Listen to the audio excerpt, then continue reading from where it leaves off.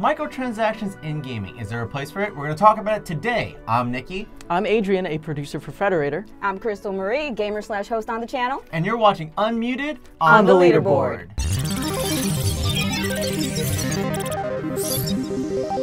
So this is the show where we talk about the hot topics in gaming. You might be familiar with Unmuted Discussion from Notification Squad, and today we are talking all about microtransactions in gaming. And we have a few comments to start the discussion. You have games like Candy Crush, where the player just pays like an obscene amount of money because they're addicted. You have games like Overwatch and Gears of War, where you can play and show off some awesome skins. But then you also have games like Battlefront that just came out, where if you wanted to play as Darth Vader, which does ultimately affect gameplay, you could pay for him right at the get-go, or play an obscene amount of time until you unlock him.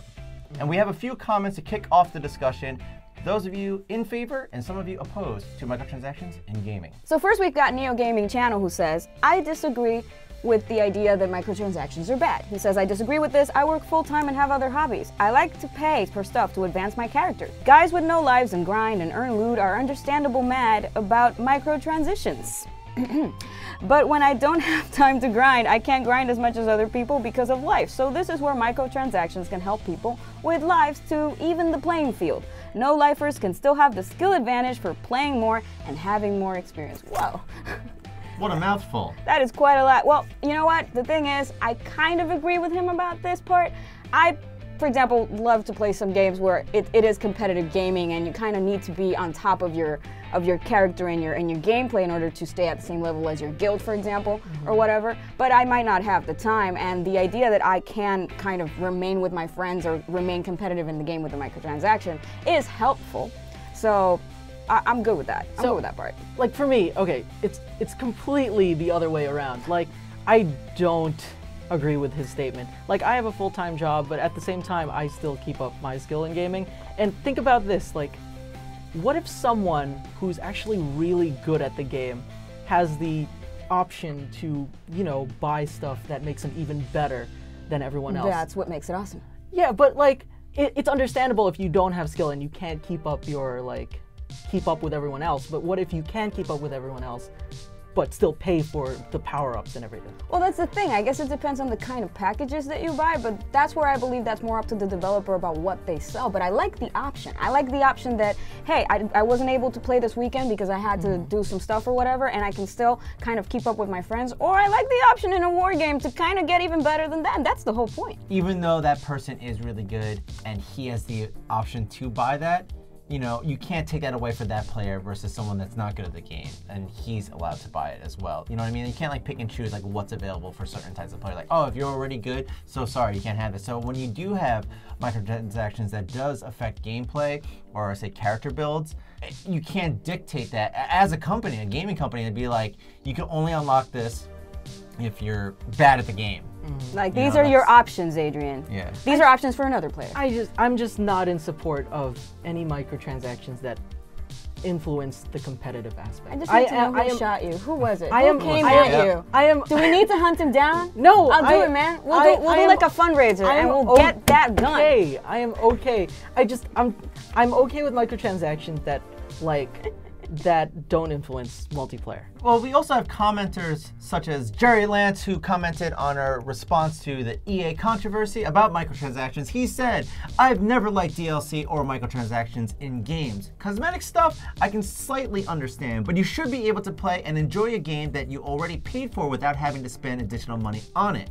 Games should be shipped as a complete product, not force you to buy additional content that should have been in the game in the first place. I'm gonna get so much hate for this because I'm apparently pro microtransactions and this stuff, but I like the idea that I can expand my gameplay with DLCs that include more story, new chapters and stuff. Like, I'm really in love with the game, and I have the option to continue kind of being in that world. I mean, you don't have to buy them if you don't want to. If you want to play another game, then just buy another game. But if you're a player like me who's really passionate about the world that you're in and you're really invested in the background of the characters, getting DLCs that allows you the option to kind of see what else came before that, or the new adventures they have or whatever, like, I'm really into that. So, like, I think it depends on the type of game. Like, I don't hate microtransactions, I just hate when microtransactions are applied to a certain type of game. Like, you have microtransactions in Candy Crush. That is a single-player smartphone game, and you can buy lives or whatever it is I completely forgot what Candy Crush does. I'm so addicted to that. And then there's Gears of War, where it is a multiplayer game, but most of the microtransactions are cosmetic stuff, like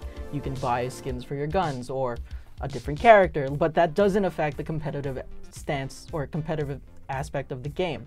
But then you have Battlefront, which you can buy loot boxes, which give you star cards, which do influence how the competitive side of the game plays. Like, the other day we were playing a live stream and I kept getting wrecked in Starfighter Assault because some guy had like 5 different or 3 different things equipped, and I just couldn't keep up because, you know, I'm still learning Starfighter Assault, and this guy's obviously good on top of all his like power-ups. But okay, so I'm playing a Realm Within, for example, and it's kind of a similar situation in that you got some players who get a lot of leveling up and a lot of stuff with, not in this case like treasure boxes with a bunch of like enhancements for their gameplay as well.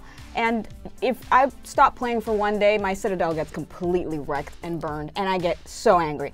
But at the same time, I have the same option to level up to the same point if I wanted to, either through the microtransactions or just giving it some time. I mean, technically in some of these games you could apply a strategy kind of like on Farmville, where it's kind of like slow, but you keep building up, keep building up, keep building up, keep building up until you get to the level you want, and then you beat his ass. Maybe one of the reasons that you might get frustrated is that you don't have the option to get the same package for a price that makes sense. Like, that's where I do draw the line. I'm okay with microtransactions that help enhance my gameplay and stuff, but I'm not okay with companies that want to charge me $100 per package. And sometimes like, what it's a the gamble. heck? Sometimes you don't even get like what you're trying to buy. It's like a mystery box, $100. So that's interesting because someone like Dan A, who commented, he said, also, this isn't a win for gamers, talking about the gaming community banding together and forcing EA or Disney to take away microtransactions temporarily. Dan A says this isn't a win for gamers. Belgium started an investigation into the loot boxes to see if they are gambling. Other countries are also joining in. So there's this whole other side about microtransactions and potentially preying on, you know, compulsion that people who have gambling addictions like Cristal may actually, you know, suffer from. And, you know, it doesn't necessarily help. And obviously people and companies like EA or games that need to make their money somehow, you know, go after, say, those big whales, which we've talked about on the channel. Now, what does he mean, not a win for gamers? Is he talking about just us banding together to stop EA, or just like EA actually like stopping temporarily? Which one, what is the aspect that? I don't know Dan A personally. I'm not sure what he meant. Danny called him and said, you know what? Here are my thoughts. Dude, this was a week ago. This comment came in a week ago, so I'm not sure. Dan A, if you're out there, please let us know what you mentioned by this isn't a win for gamers. We have a comment from Spartan B23. I refuse to accept microtransactions as the norm. And I guess it's good that I don't play AAA games and just kind of stay to Nintendo. Animal Crossing, Pocket Camp, Super Mario Run, Fire Emblem Warriors. Well, Fire Emblem Heroes. But aside from just the mobile games, I must mention, you know, Smash. Granted, it wasn't necessarily, I don't know how you can measure like skill or like playing to win for the Smash DLC, but I certainly felt left out. Being like, I wanted to play as Cloud. I had to play Cloud to know how to play against the Cloud, you know what I'm saying? I don't think that can be considered microtransactions, because you can go play against Cloud online. I know it doesn't really help that you can't play against him on your free time, but like at least you're not forced to buy Cloud to play against Cloud or play online. There isn't any forceful intent. You're kind of given the option of buying him if you wanted to, or buying him if you wanted to practice against him. That's the same with Mortal Kombat X? Yeah, Mortal Kombat, and I think Gears of War did the same thing, where I just love Gears of War, I'm sorry, like, and I played it recently, where you don't need to buy the maps, they're like $5 each. You can actually play them in competitive play for free. You don't need to buy them to be able to play online. I think this is actually like, it goes back to Jerry Lance's comment, where it's just like, you shouldn't have to pay to have access to stuff in the game that should have been there. Being complete. Yeah, because like these things allow you to play the game without having to buy them.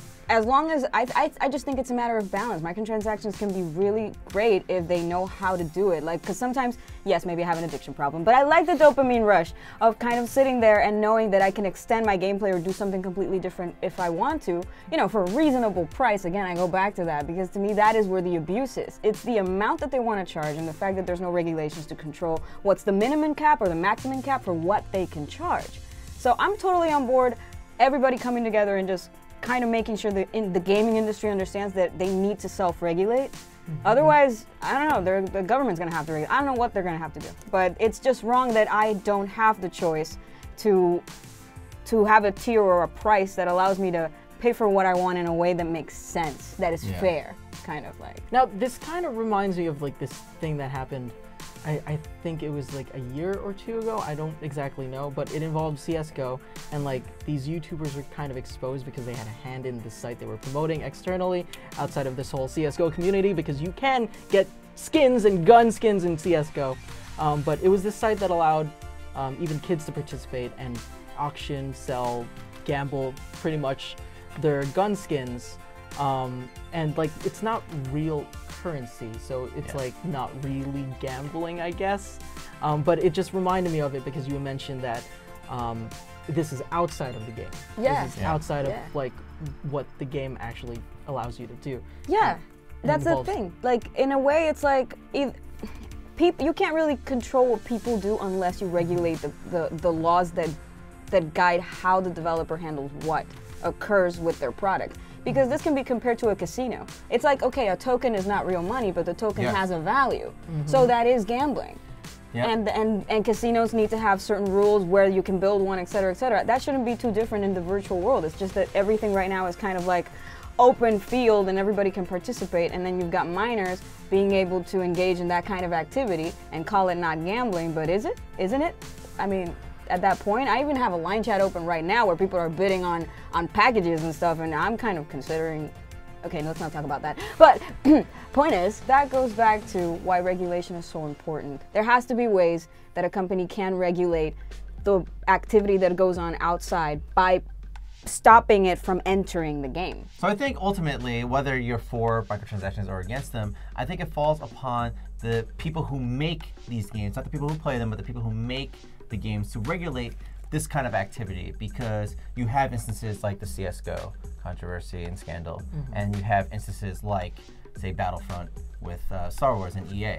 So right now, we're not necessarily at a place where this is permanent or like there's an actual concrete way to handle microtransactions, but I think we should be moving towards regulations with, say, the investigation of loot boxes. Or the money thing, you know, like, how much can a company charge? Up to what point can you charge? Look at the Apple Store. Look at a regulation in the Apple Store. You can't sell an app for $1 million. That was... I mean, it's very high, but at the same time, it's like, at least there's regulations there. But that's the point. Like, the moment there was a developer, do you guys hear about that? There was a developer who made this one app, and literally the app was worth about $1 million. Somebody actually purchased it. And then that actually set, like, okay, now we have a restriction for apps yes, worth $1 million. Because that was ridiculous. And you know, that's another thing that shows you how and why companies regulating what gets distributed or how is important. It's like having different tiers. Okay, fine. If you don't want to pay $100 for that package, but you also have the option of the 51, you have the option of 20, you have the option of 5. My problem is when you don't have any of those options, you just have from 100 up, for example. Yeah. Like, what kind of player are you trying to get into that kind of game? Those big whales. Yeah, and you've got those big whales in there, and then at the same time, I feel like that's not profitable even for the company, so I don't even get it, because then you alienate the customer base that could be consuming, you know, mid-level microtransactions. They get out of the game, because why even bother? You've got people who just put in their wallet and boom, done. It totally depends on the type of game, like you said, if it affects, say, competitive play. And also, cosmetics, I think there's totally room for those kind of microtransaction purchases. But please, in the comments, let us know what you guys think about microtransactions as a whole.